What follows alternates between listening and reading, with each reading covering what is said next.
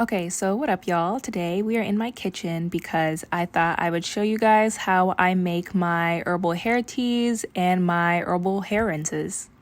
So right now I'm just showing you guys all the ingredients that I'll be using and then some of the other items that you may need when making this, but I will just list everything below, so don't even worry about it. And all of my measurements are based off of a 2 cups of water to herb ratio. So if you decide to experiment with your own herbs or the quantity of water that you're using, I just make sure that you scale up or scale down depending on the herb and depending on how much water and how much product you want from this. So the first thing that I went ahead and added was the hibiscus flower. And so I did 1/4 of a cup because this is whole hibiscus. But if you do have crushed hibiscus, I would probably do about 2 tablespoons. It definitely does depend. Also, these are all based off of dry ingredients. So if they are fresh, you're probably going to need more. Next, I do my rosemary and I do 2 tablespoons. Honestly, rosemary is one of my favorite herbs overall, but also specifically for hair growth. So if you do decide to switch up the recipe, I definitely consider leaving the rosemary in. And I feel like stinging nettle is a really underrated herb when it comes to hair growth. It's an Ayurvedic herb and it's used a lot within that culture for hair growth and scalp stimulation. Next, I decided to add chamomile. This is a great herb if you deal with a lot of inflammation in your scalp. And inflammation can lead to irritation, itching, and overall just discomfort. So if you're someone who deals with that or dandruff, I highly recommend using chamomile as well. And since those are all the ingredients I'll be using today, I just went ahead and mixed everything up. And then you're just going to let it simmer. This whole time it's been on low, and so you're going to let it simmer for about 5 to 6 minutes, essentially the time you would use if you're making a tea that you would drink. And once that's done, you just go ahead and you remove that from the heat. I like to just mix it around. If you feel like it needs longer or a shorter time, that's truly up to you. I would just go off of maybe intuition or what you feel is needed for your own concoction.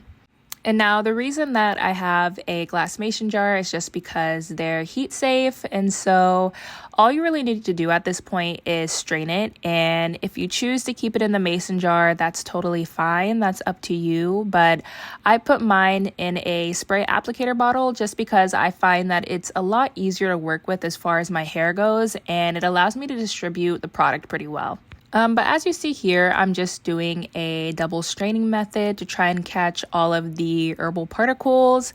You could also use a cheesecloth just because I find that I still had pieces of the chamomile flower in the mixture, which isn't a big deal to me. But if you're someone who doesn't want anything caught in your hair, I'd probably do something that is a little finer just to make sure that you catch everything. And just to make sure that I get as much product as possible, I went in and tried to just press out any of the fluid or liquid that was still maybe trapped within the herbs themselves. And so this yields about 2 cups of fluid, and then this is an optional step, but I also like to add apple cider vinegar into this mixture. And I do this because apple cider vinegar is actually a great conditioner for your hair and for locks specifically. As someone who no longer uses conditioners for their hair and really just uses shampoo, this is a great natural way to make sure that your hair stays conditioned, and it also balances the pH of your scalp, which is amazing because I feel like scalp health is one of the root issues when it comes to hair growth problems and overall just the wellness and growth of your hair. So after everything is cooled, this is me just putting it into the spray bottle that I'm using, and this is actually going to be linked below. It's in my Amazon shop. If you have curly hair, I recommend this spray bottle. I actually got it when I was a loose natural and I've never looked back. It's amazing. It is a long stream and it's pretty fine. It's more of a mister, but it really helps with distributing product throughout my hair and I love it. And as you can see, it does spray red, but don't worry about it. There's no need to be concerned that this in any way will affect your hair outside of helping it grow, stay hydrated, and healthy. Okay, and moving on to the second part of this video, I just wanted to show y'all how I incorporate this herbal tea into my shower routine. So to start off, I just like to say that I would recommend that you make sure your locks are fully hydrated before adding any products into them. I find that this helps make sure that all the products are distributed nicely and they're not stuck in the locks.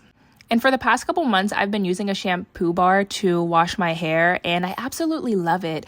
Before this, I was just using regular store-bought shampoos, but I really like this hair bar from Free the Roots because it has a really low ingredients list, and it just really gets my scalp nice and clean without really drying out my hair strands, which I really appreciate. And I actually wash my hair in 2 steps. The first time I like to go in and really just focus on my scalp and the roots of my hair. And then I will rinse that out and I'll go back in and I'll do the second half of my hair and kind of like an overlap. I've also been really liking this scalp massager. Now I will say this is death to whatever retwist you had because it completely messes up any type of retwist, and I actually have to go back in usually and kind of just like break apart my locks, but it's a small price to pay because scalp massagers are great for encouraging blood flow to your scalp, which in turn can help with hair growth and just overall bolstering those hair follicles. And after that, this is me just going in and doing my second wash. And I've noticed that I get a lot of the lint and kind of like build up in my locks near the end of my locks. And I feel like it's just because I haven't been as thorough as I should be about making sure products completely leave my hair before getting out, specifically in the shower, because I don't really put a lot of products in my hair outside of the shower.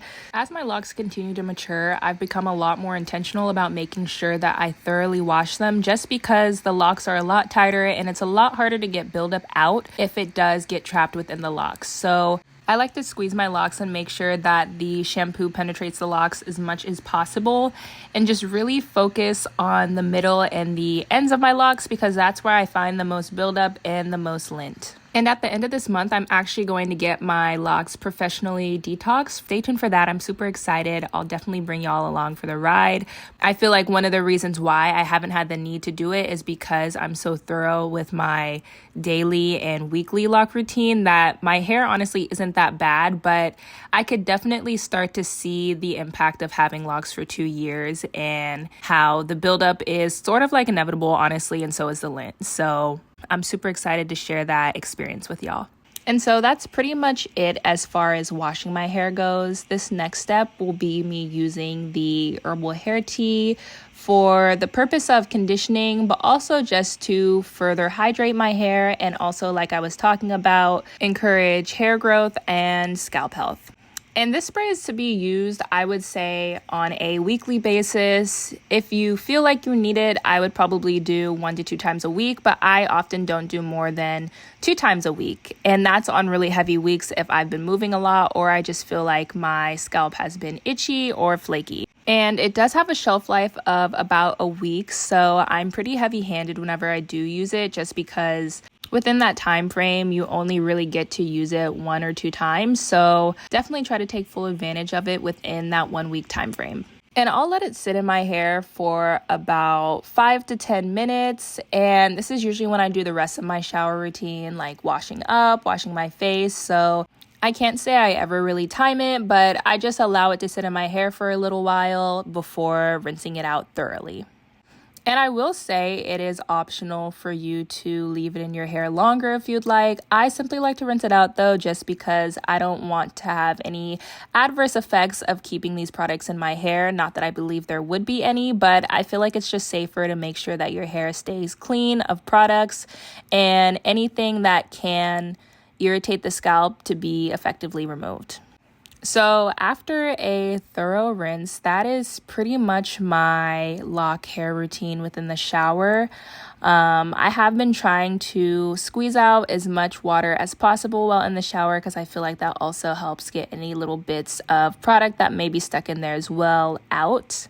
And I used to use a old t-shirt to dry my hair, but I also got this hydro towel from Free the Roots that does an amazing job at getting the hair out of my locks, because as much as you want your locks to be hydrated, Sometimes water can get trapped within the locks, and that could also lead to buildup and negative effects. So I've been using this for the first maybe like 20 to 30 minutes after getting out the shower, just to kind of like soak up any excess water before letting my hair air dry for the rest of the time.